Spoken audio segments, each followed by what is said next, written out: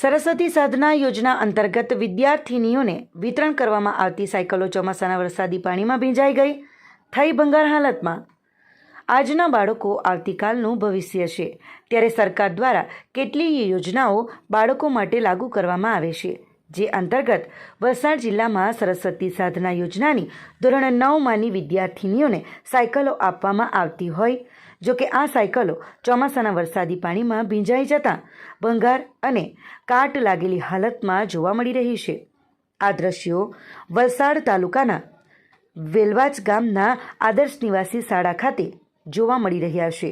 સૂત્રોના જણાવ્યા અનુસાર વર્ષ 2023-24 માટે અનુસૂચિત જાતિ અને બક્ષીપંચ વિભાગ દ્વારા ગ્રાન્ટેબલ તથા સરકારી શાળાઓમાં વિતરણ માટે હજારોની સંખ્યામાં સાયકલો ખડકવામાં આવી હતી, જો કે ચોમાસામાં આવી મોટી બેદરકારીના કારણે